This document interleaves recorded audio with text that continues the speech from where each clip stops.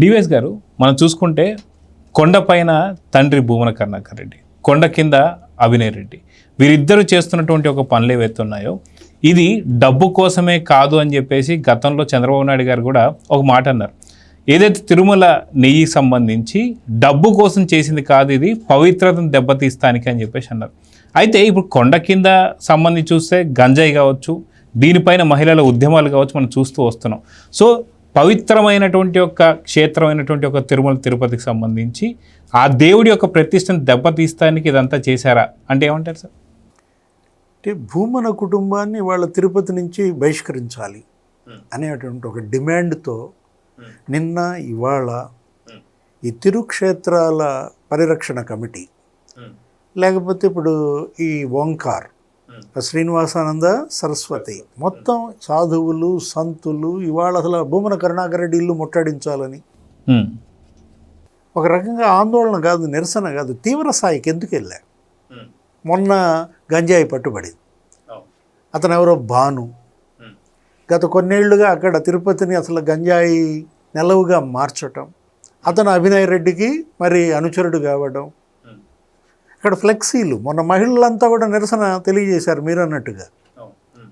అంటే ఇప్పుడు భూమన అభినయ్ రెడ్డి ఇవాళ అక్కడ గంజాయి రెడ్డిగా మీరు ఆ ప్లే కార్డ్స్ చూస్తే గంజాయి రెడ్డి డౌన్ డౌన్ అని పట్టుకున్నారు.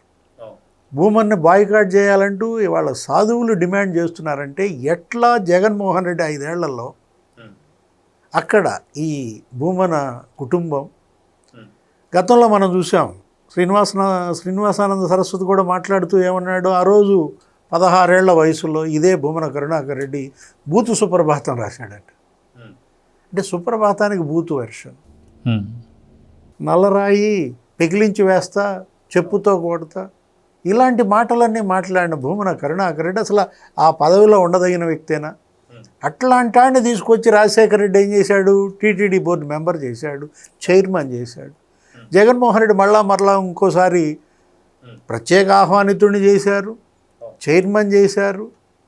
మీరు చెప్పారు అదే, ఏది కల్తీ నెయ్యి, సుబ్బారెడ్డి చైర్మన్గా, మరి వీళ్ళిద్దరిని ప్రత్యేక ఆహ్వానితులుగా చేర్చిన తర్వాత మార్చిన నిబంధనలు. అంటే వీళ్ళిద్దరినీ ఎందుకు ప్రత్యేక ఆహ్వానితులుగా చేర్చారు, వీళ్ళు వచ్చిన తర్వాతే నిబంధనలు ఎందుకు మార్చారు, అంతకుముందున కఠిన నిబంధనలు. అంటే ఇదంతా కూడా ఏంటి, అవినీతి కుంభకోణాలు చేయడానికే వీళ్ళు అక్కడ తిష్టేసిన పరిస్థితి.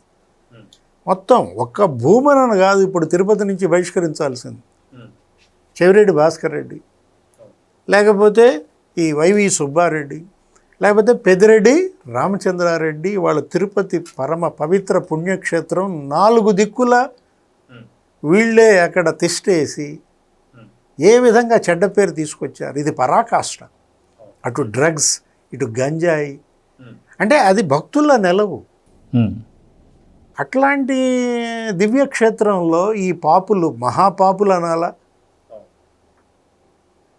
ఇప్పుడు ఒకటే, ఏది ఆ రోజు భూమన కరుణాకర్ రెడ్డి అన్న, ఎవరండి ఆయన, సుబ్రహ్మణ్యం రెడ్డి, ఆయన అయితే అసలు లే అనే పత్రికలో, విప్లవం వర్ధిల్లాలనే పత్రికలో హిందూ దేవతలను ఉద్దేశించి అసలు అది ఏంటి, అసలు మరీ నీచంగా ఆ గుడిపై ఉన్నటువంటి ఆ విగ్రహాలను కూడా, గాలి గోపురంపై ఉన్నటువంటి విగ్రహాలలో కూడా వీళ్ళు దాన్ని చూశారంటే, అతను తీసుకొచ్చి జగన్మోహన్ రెడ్డి ఏం చేశాడు, శ్వేత డైరెక్టర్గా పెట్టాడు.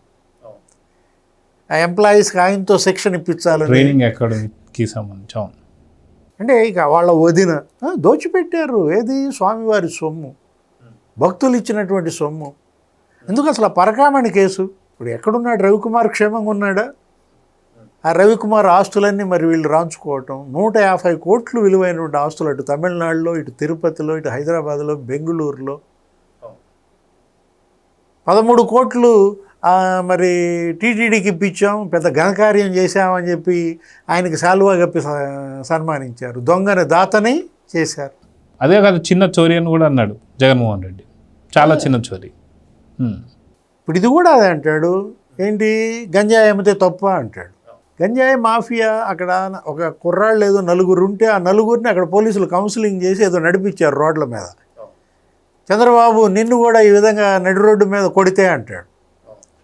అంటే జగన్ హయాంలో ఏ విధంగా ఆంధ్రప్రదేశ్ డ్రగ్స్ గంజాయి ఆంధ్రప్రదేశ్గా మారింది. ఇప్పుడు ఈ ప్రభుత్వం వచ్చిన తర్వాత మొత్తం రూట్ అవుట్ చేశారు.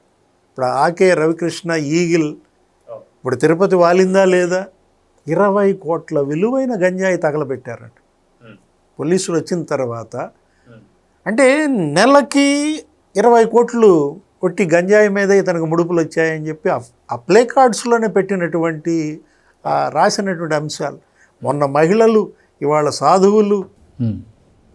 అంటే భూమన కరుణాకర్ రెడ్డి ఇవాళ ఆయన కొడుకు ఒక చీడగా పీడగా ఎక్కడ దాకా వచ్చింది అసలు టీడీఆర్ బాండ్స్ కుంభకోణం.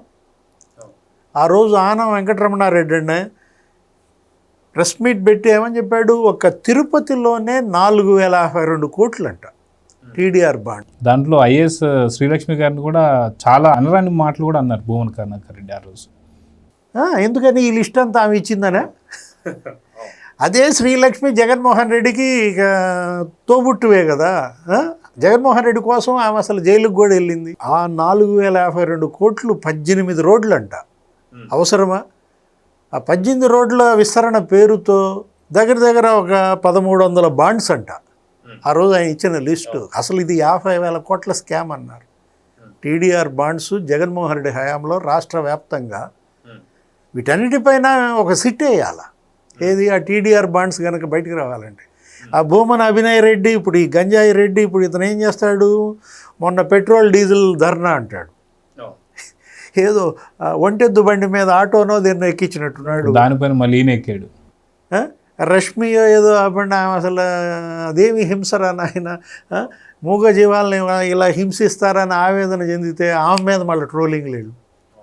నిన్న మళ్ళీ ఇంకో ధర్నా అని చెప్పి పెట్రోల్ డీజిల్ ఈ భూమన అభినయ్ రెడ్డి అదేదో అక్కడ ఏది యువగళ పాదయాత్రలో లోకేష్ ఏదో ఛాలెంజ్ చేశాడని చెప్పి అక్కడ పోయి ఇతను ఛాలెంజ్ చేస్తాడు.